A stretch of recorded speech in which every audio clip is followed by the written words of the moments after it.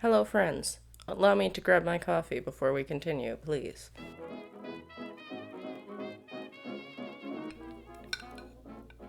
Oh, you can't see it, but I have an earbud in. I'm listening to music, currently pop. I'm turning away from the microphone to speak, so that's an excellent first step. I was thinking recently about making room for anxiety, something that has helped me personally, hugely, in the last, since March 2020, I guess, is recognizing what is baseline anxiety and what is anything beyond that. Today, I'm at baseline anxiety, baby. It's the end of the month, beginning of the month when you're seeing this. Still isn't payday. And rent was successfully paid. Smash the like button if you know what I'm talking about. But seriously, for the algorithm, smash that like button. I don't mean that honestly, but click the thumbs up and help my channel grow.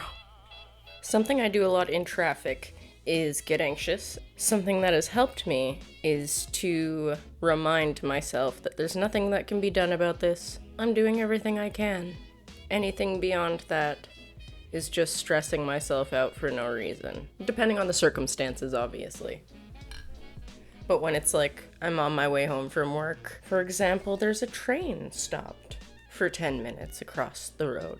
It's tempting to be like, I am very anxious. I want this to go. I want it to be done. I want it to be over. I want to be home. But thankfully, that happened after I had had a fantastic day at work. So I just enjoyed some music and waited. It took me almost twice as long to get home that day. But it also prompted me to make this video because I think finding room in my life for my anxiety helped me to not lose my mind in that moment, you know?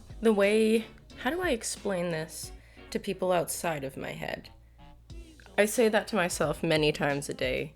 I guess look at your anxiety, grief, trauma, depression, whatever it is, as like a weird roommate in your head.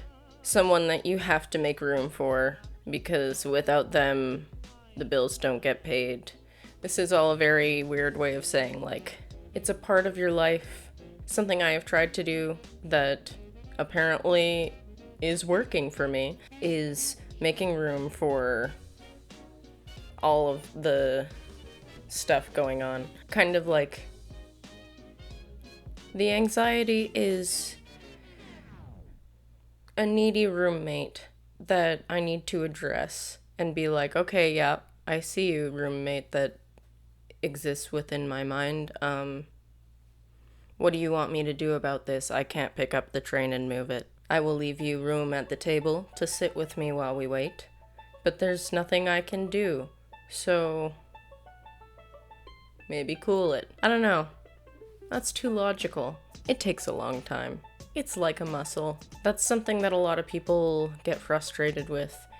Is like, therapy doesn't work because I didn't get instant results because I didn't put in the work.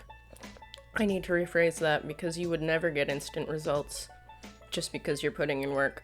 Most people that I have come across who are not big therapy fans have said that it didn't work for them because it was hard and therapy is hard. But once you figure out what tools you have in your toolbox and learn how to use them, it's a lot easier to make room for anxiety and such in your life. Something that I briefly touched on with my weird anxiety roommate, I can't lift the train moment there, was try to be present in the moment. That's something that already takes a lot of effort. But, once you can learn how to be present in the moment and not let the anxiety completely take over, try to remind yourself of things that are real and try to remind yourself that the anxiety is just your baseline anxiety and that there's always going to be some sort of looming, hey, there's a threat hanging over your shoulder mentally. It's it's as if you're experiencing a totally valid emotion. You know how sometimes it won't, there's something nagging at you. Let's make it Let's make it another silly metaphor, shall we? Let's say that your anxiety is your weird roommate that is like knocking on your door and will not go away until you answer it. Why don't you just open the door? The worst thing that can happen is that you have to confront your anxiety, and that is a valid concern. It's terrifying. But once you learn how to do it, it gets a little bit easier to, like half the time, be in control of... Not necessarily in control, but like in the driver's seat.